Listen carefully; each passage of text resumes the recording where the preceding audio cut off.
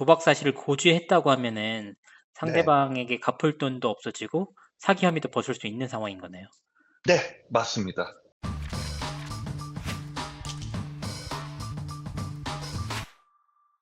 시청자 여러분 안녕하세요. 이진호입니다. BJ 업계에서 가장 영향력이 큰 인물로 알려진 BJ 철구가 이번엔 자신의 해외 원정 도박에 대해서 고백을 했습니다. 이와 함께 수사기관에 자수를 하겠다는 뜻까지 밝혔는데요. 하지만 의아한 지점들이 한두 가지가 아닙니다. 먼저 철구는 굳이 자신의 방송까지 켜서 본인이 필리핀에서 불법 도박을 자행했다고 밝혔습니다. 일단은 제가 내일 오늘 아침 8시에 검찰서가 자수를 하겠지만 제가 요 근래는 아니고 재작년부터 제가 필리핀 가서 도박을 했습니다. 여러분. 거기서 제가 불법 사채 이자를 썼어요. 예. 거기에 대해서 너무 죄송하고 그렇게 하면서 제가 주에 거의 그때 당시에 주에 10% 이자를 쓰면서 제 돈으로 했었어야 했는데 제가 자체를 쓰면서 그때부터 감당 안 된 이자들을 썼고 너무 죄송하고 그렇게 되면서 이제 그때부터 시작된 것 같아요. 죄송합니다 여러분들. 이제 제가 아침에 제가 자수하러 갈 건데 자체를 썼었고 거기서 좀 아는 큰손한테 사퇴를 썼어요. 그래서 진짜 후회스러운 일인데 그때 했었으면 안 되는데 제가 도박에 미쳐있다 보니까 이제 제 돈으로 했었어야 했는데 그거를 뭐 예를 들면 보내달라 다음 주에 뭐 몇 프로 주겠다 이렇게 돼가지고 불법 비자를 쓰면서 그렇게 해가지고 돈을 빌렸고 그게 돌려막기를 하면서 이제 부가세가 터진 겁니다 여러분들. 예, 죄송합니다.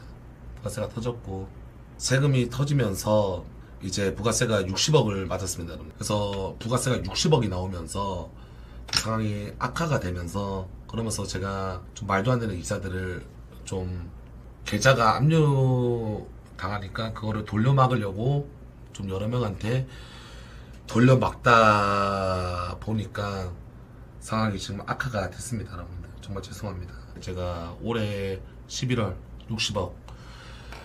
60억을 맞아가지고 그래서 제가 어찌됐든 간 이거를 해결하기 위해서 솔직히 말해 BJ들 좀 많이 도와줬어요. 예. K뿐만이 아니라 K도 도와줬고 솔직히 운영 사건 터졌을 때 인호도 저한테 선뜻 진짜 너 너무 힘드니까 도와준다고 말을 했었고 K는 30억이 아니라 23억을 빌려줬었고 제가 일단은 뭐 얼마인지 모르겠는데 5, 6억을 갚은 것 같아요. 그래가지고 인호도 빌려줬었고 결과적으로 C9에서 진행했던 엑셀 방송에 참여했던 여캠 BJ들이 자신의 출연료들을 못 받는 지경에 이르렀습니다. 그렇다면 철구는 대체 왜 굳이 방송까지 켜서 수사기관에 자수를 하겠다는 뜻을 밝혔던 걸까? 과연 철구의 숨은 속내가 무엇인지 금융전문 변호사를 통해서 한번 엿봤습니다. 직접 한번 들어보시죠. 철구 씨는 그 일주일 동안 약 10억 정도 쓸 정도로 엄청난 돈을 사용했다고 했는데 이 정도 해외 원정 도박이면 어느 정도 처벌을 받게 되는지 궁금합니다. 지금 일단 단순히 도박으로만 규율되는 문제가 아니라 여러 가지 범죄들이 지금 다 엮여 있는 것 같습니다. 기본적으로 외환거래법 위반도 문제가 되고 또 상습도박도 지금 문제가 될 것 같은데요. 일단 상습도박 같은 경우 형법 제246조에 따라서 징역 3년 이하의 징역 2천만 원 이하의 벌금이 또 처해지게 되고요. 도박 자금은 현지에서 사설 환치기죠. 또 미신고 자본거래로 유출했으면 1년에서 3년 이하의 징역이 또 나올 수 있고요. 또 사용자금 전액에 대한 몰수 추진 조치가 또 내려집니다. 그래서 이 경우 도박이 초범이라고 하더라도요. 지금 도박 액수랑 외환 위반 규모가 지금 10억이 넘어가는 단위로 크다면은 초범이라도 실형 선고 가능성이 매우 높아집니다. 과거에도 한 차례 이제 그 도박 문제로 무리를 한번 빚은 적이 있었거든요. 거기다가 10억 이상 사용했다는 내용들이 드러나면 실형 선고 진짜 가능할 수도 있겠네요. 도박이랑 외환거래법 위반만 갖고도 실형이 지금 가능한 사안으로 보여집니다. 그만큼 좀 엄중한 사안이죠. 근데 뭐 여러 가지 탈세라든지 뭐 사기라든지 횡령이라는 문제까지도 지금 결합돼 있는 걸로 보이는데요. 그러면 이제 형은 기하급수적으로 늘어날 것 같습니다. 철구 씨가 2025년 11월에 부가세 60억 원을 추징당했다고 주장을 했는데 이 정도 부가세면 매출이 어느 정도나 돼야 좀 낼 수 있는 수준인지. 일단은 국내 부가가치세율은 10%예요. 그거를 산술적으로 역산해서 계산하면은 600억 원대, 1년에 600억 원 정도가 매출로 잡히는 거겠죠. 아, 그런데 부가세는 기본적으로 고려해야 될 게 두 가지가 있습니다. 어떤 비용 처리한 걸 빼고 납부하거든요. 그러니까 부가세 추징금이 60억이라고 하면은 매출이 600억이 넘었을 수도 있습니다. 왜냐면 비용을 빼니까요. 이게 무신고 가산세나 납부지연 가산세가 좀 붙을 수도 있는 거거든요. 네. 그러면은 기본적으로 20%에서 40% 정도 사이에 가산세가 붙어가지고요. 그런 부분도 좀 고려를 해야 되겠죠. 산술적으로만 보면 600억 이상이 될 수도 있다는 의미신 거죠. 산술적으로 무신고 가산세나 납부지연 가산세가 부과되지 않는다라고 가정할 경우에는 매출이 600억 원 이상일 수밖에 없습니다. 왜냐하면 비용 처리를 하니까요.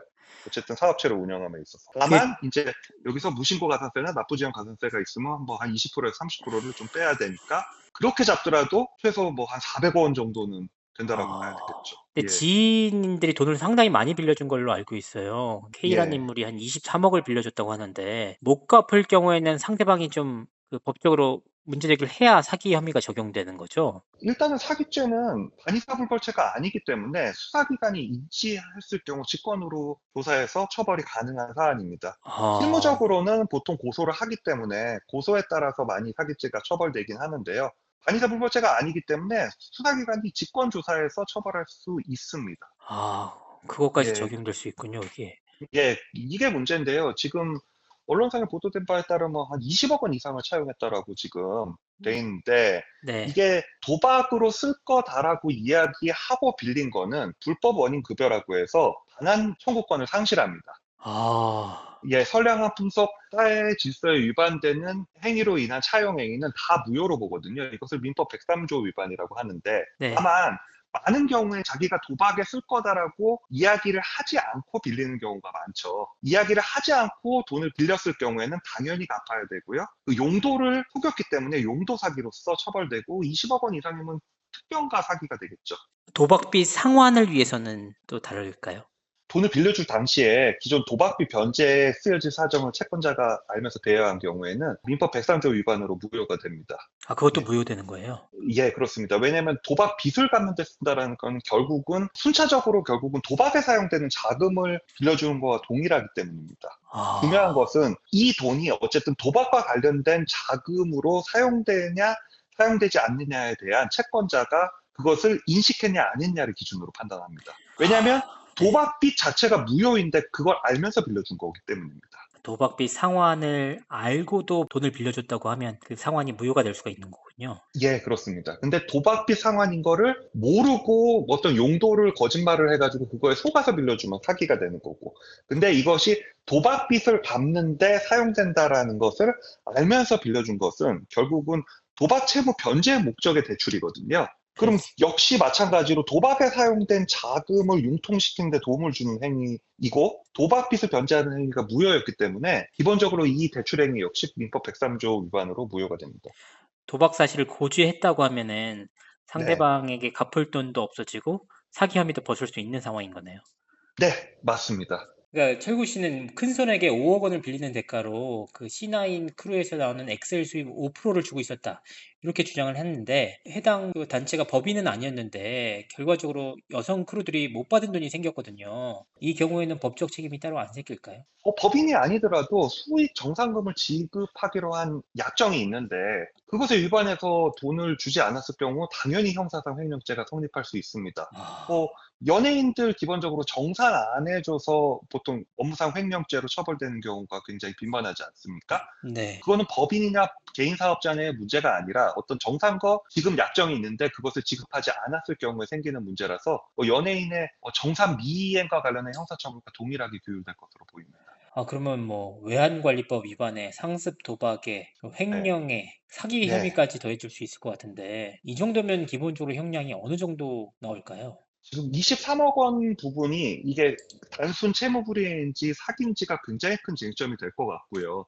예, 네. 용도를 정확하게 이야기를 한 건지, 아니면 용도를 좀 속였는지, 다른 용도로 빌려서 사실상 도박을 했거나 이렇게 되면 사기가 되거든요. 네. 예, 이것까지 다 부과하면은 형량이 거의 10년까지도 바라볼 수 있는 큰 사안이 아닐까 싶습니다. 아, 금액이 워낙 커서 그런가요, 그게? 예, 죄도 많고요. 경합범이라고 해가지고 가중처벌이 되고요. 그리고 사기의 규모도 크고 미정산액의 규모도 지금 크기 때문에 그렇습니다. 음. 그래서 특정가에 적용을 받거든요. 특정경제범죄 가중처벌법. 예, 그렇게 되면 형량이 가중되게 되죠. 자수를 하게 되면 형량이 좀 낮아질 수가 있나요?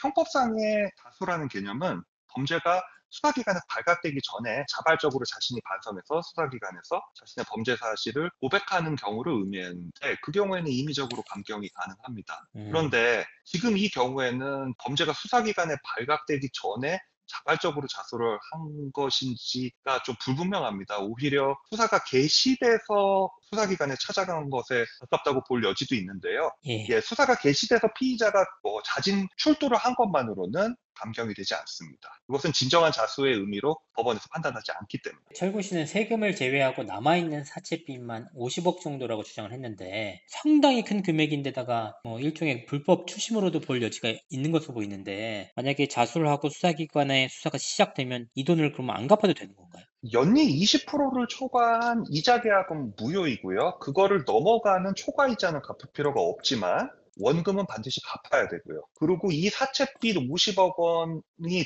만약에 도박으로 사용됐다. 만약에 이 사채빚을 지는데 용도를 또 속일 수도 있거든요. 용도를 속이는 경우가 많습니다. 사실 도박을 하시는 분들은 사업상 무슨 세금을 급히 내야 되는데 급하게 돈이 필요하다. 이런 식으로 보통 용도를 속여서 돈을 빌려서 도박에 사용하는 경우도 있을 수 있는데요. 그 네. 경우에는 역시 사기에 포함이 됩니다. 지금 아까 말씀 나눴던 23억 원 차용에다가 이거 50억까지 포함되면은 10년이 넘는 좀 형량이 나오지 않을까 싶습니다. 도박자가 마련하는 과정에서 주 10%의 고금리 불법 사채를 사용했다고 밝혔는데, 이 경우에는 그럼 이 이자 자체는 안 갚아도 되는데 원금은 갚아야 된다는 의미신 거죠? 이자도 정확하게 말하면 연리 20%를 초과하는 금원은 갚을 필요가 없는 겁니다. 근데 원금은 반드시 갚아야 되고요. 그리고 여기서도 또 두 가지로 나누는데요. 그러니까 내가 도박을 하기 위해서 이 돈을 빌린다라고 채권자한테 고지를 하고 돈을 꼬갔으면 이거는 갚을 필요가 없습니다. 근데 고지를 안 하고 다른 용도라고 이야기하고 돈을 꼬갔으면 이건 사기가 됩니다. 동료들에게도 똑같고 이게 불법 추심업체나 사채업자들에게도 동일하게 적용되는 내용들인 거죠? 예, 맞습니다. 알겠습니다. 변호사님 감사합니다. 예, 감사합니다.